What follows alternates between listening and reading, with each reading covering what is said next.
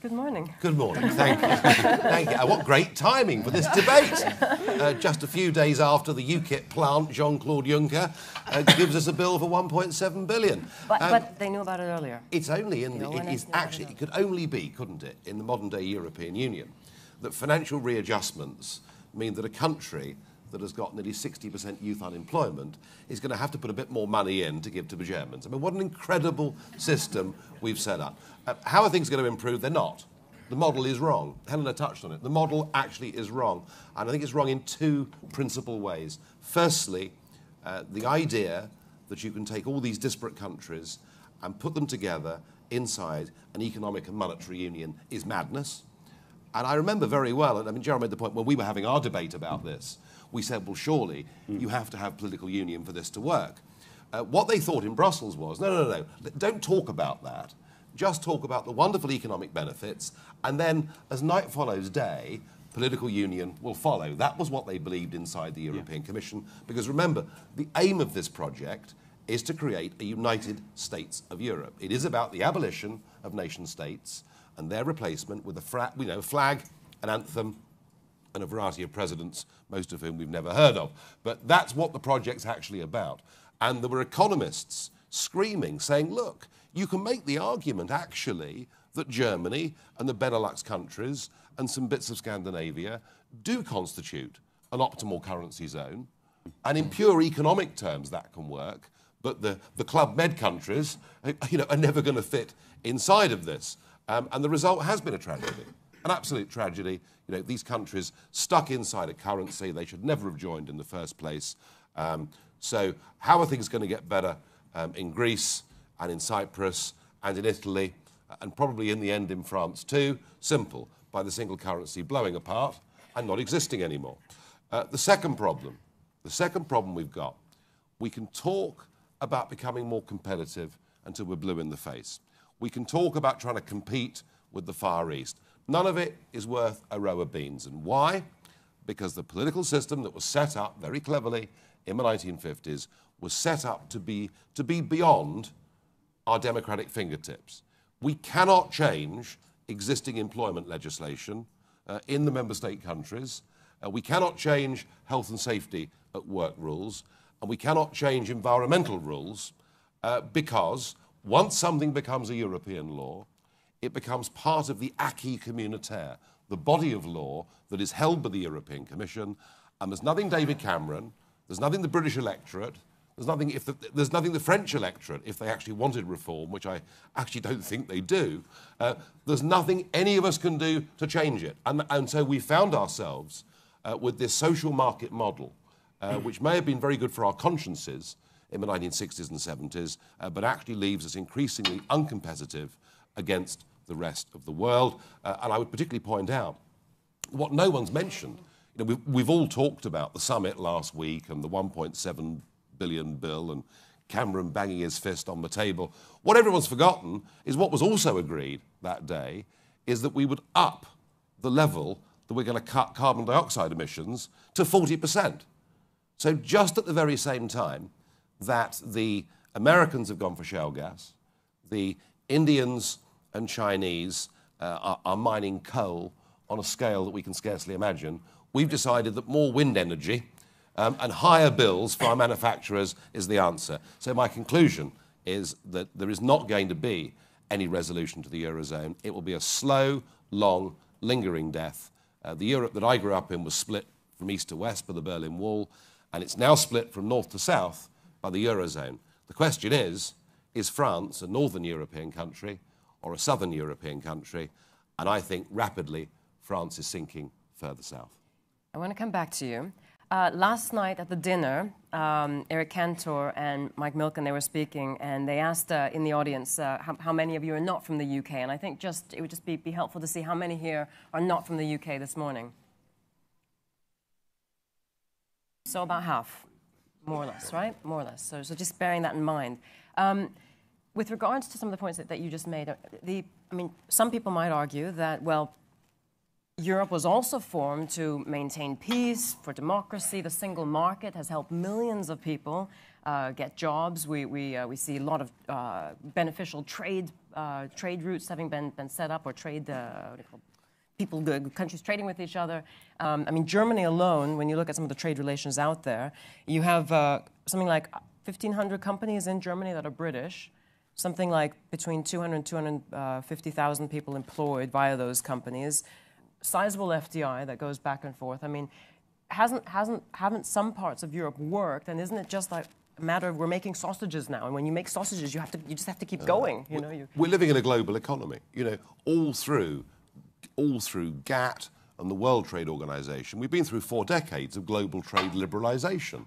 This has been happening all over the world, not just within the confines of the geography of the European continent. And actually, I mean, this is the only part of the world in which we say to each other, we have to be in a political union in order to buy and sell widgets from each other. Nowhere else in the world pretends that. So no, I think it's wholly unnecessary. And I think the single market, this much championed single market, which still even the Conservatives seem to believe in, well, this week, it'll probably change next week, but even the single market actually is the very thing that has given us this very over-regulated model.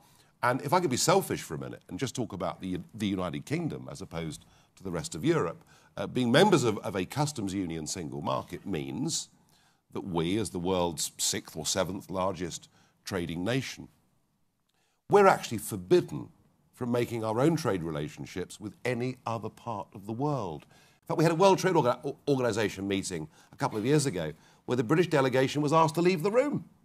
I mean, Nicaragua was still in there, but we were asked to leave the room. So the point is actually, far from this being something that is good for our overseas business, it's actually very inhibiting and very cloying on our ability to be a global trading nation. And Switzerland, just last quick point, little Switzerland, who negotiates her own trade deals, she's got more free trade agreements globally than we've got as members of the European Union.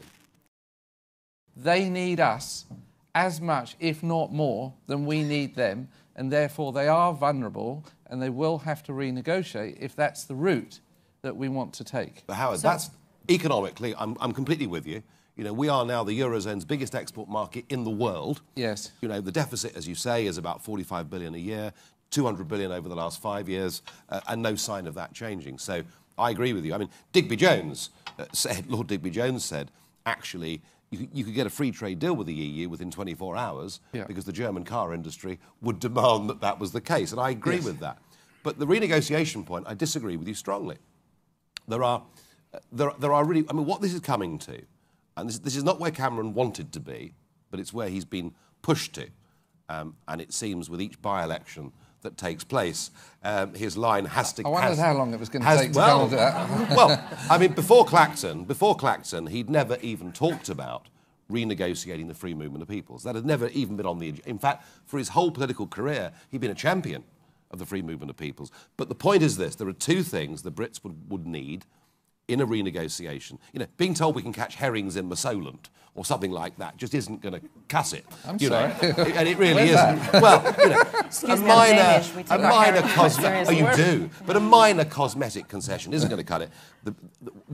To win a referendum... Some of us like herring, by the way. I do. I love them. I mean, don't misunderstand me. But we're going to need a different deal on the free movement of peoples, particularly with the ex-communist countries, and we're going to need a deal on the supremacy of law. And the point is this, Mrs. Thatcher at Fontainebleau, 30 years ago, swinging her handbag, she renegotiated something. What she didn't renegotiate was the treaty itself. Yeah. And Cameron's dilemma now is he's pushed to a position where the only renegotiation that can work is a fundamental treaty change. Are the Germans going to want to fundamentally renegotiate the treaty? I would argue no, and I think what we'll see from Germany is a very clear, pragmatic argument that the relationship with the United Kingdom post-treaty must be one simply of trade. Be short of France. No, I'm being serious. The country's in real trouble, and it gives me no pleasure to say that. I love France, but it's, you know, I remember in sort of early mid-70s when I was young, the sort of general feeling of depression in Britain, a feeling that it was all over. We were done for. The sick man of Europe, the 3-day week, the power strikes, the miners bringing down the government. And that's exactly how France feels. I've been all over France in the last couple of years, and the place feels very unhappy, very miserable. The political system is basically broken. The centre-right party is in tatters. Hollande is doing the same to the Socialist Party. The Front National, despite some really genuinely unpleasant elements, is very much on the rise. And I think that as a French presidential election approaches, if things continue on this course, we may well see at least the prospect of a speculation of Marine Le Pen running on a ticket that is not Front National, but is running on a ticket that is Marine Le Pen. She could become the next French president. And if she does, you know, you can forget about the debate on race. Let's talk economics. She seems to be even more protectionist and even more socialist and even more statist than anything France has yet produced. So be sure of France. Resignation, because the guy has gotten pretty much all his statistics wrong, all his forecasts wrong, and the Bundesbank does exactly what they please, make life very, very difficult. I'll book you as a guest if you want to come on. Right. You can call for it. The problem is if I call for resignation, nobody cares. But if somebody from prominence has to start calling accountability, and I want to get your perspective on how we politicians, business community, can actually help Mario Draghi at least stop the sick child from dying. If we were to get rid of people and sack people because their financial forecasts were wrong, there'd be nobody left anywhere, would there?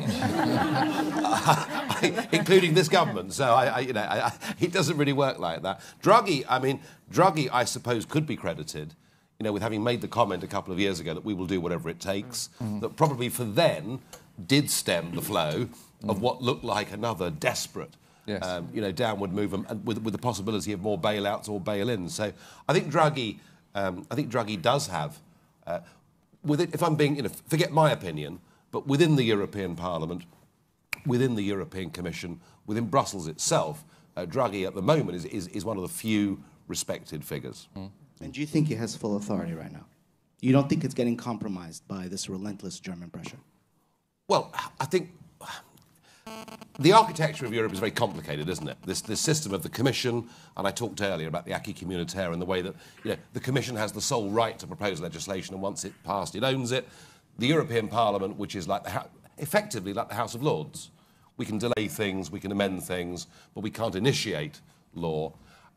The Council of Ministers, and then ultimately, of course, the Court. So it is a very complicated system of lawmaking, and the ECB sort of fits in there somewhere. But the reality is, when the crisis hit in 2008, the people that were in charge, the two top dogs, were Mr. Barroso, the former Maoist, and well, I think it is relevant. Actually, 6 of the new European Commission that were voted in last week were former members of the Communist Party. I think this is relevant in terms of their thinking about central control of the European economy. And the other guy, of course, that was in charge was my very good friend from Belgium, the first ever permanent president of the European Council, Herman Van Rompuy. And they were the top dogs. These two people that were... In fact, Van Rompuy's poll rating in terms of recognition in Britain, before I called him a damp rag, was 1.5%. And that was optimistic on a good day and rounded up, in my view. And after I'd finished, 3% knew who he was. So he should have been paying me for doing it, really. But the point is, these were the guys in charge. These were the guys in charge facing the crisis, facing the bailouts, and, whatever their lack of personal leadership skills, the fact they'd never been elected actually meant they had no credibility. And so what has happened is, since 2008, the Germans run Europe now. And what the Germans say, go. And getting back to your question, and the question that we've all debated, in terms of what should the ECB, what powers should Draghi be allowed to have, it's Chancellor Merkel that will decide that and nobody else. Okay. Says that the strength of populist parties, which I assume means Mr. Farage's party... Yeah. I think she meant popular, actually. But anyway, I'm not sure what a populist party is. They have to be rude about us all the time. Are they going to abort the efforts for structural reform? You're asking me? Yeah, I'm asking. You're the only European there. And the panel, Well, we know what they I definitely have my own opinions, definitely, but in my role, I prefer to stay completely neutral to that. Yeah. I was actually going to just go question by question and get some answers to precisely some of the blurbs in here, because I think the blurbs are actually very good. And then we took another tangent. But I think we should come back and ask some of these questions, though, in terms of whether or not the strength of the populist parties across the continent are going to abort the efforts of structural reform. Do you consider yourself populist? Do you say, this is Barroso started this, because I had this remarkable situation for the last 10 years where I sit in seat number 20 on the front row of the European Parliament in Strasbourg, and dear old Barroso was in seat number 21, about sort of 6 feet from me. So I got to know the chap quite well, and I must have got under his skin because he started to attack populist parties. And what really got them was after the French and Dutch rejected the European Constitution and they rebranded it the Lisbon Treaty and thought, cool, blimey, Governor, that's fine, it'll go through now. The Irish had a referendum and said no, and that was when it started. We will not bow to populism, is what Barroso said and Schulz said, and they all said.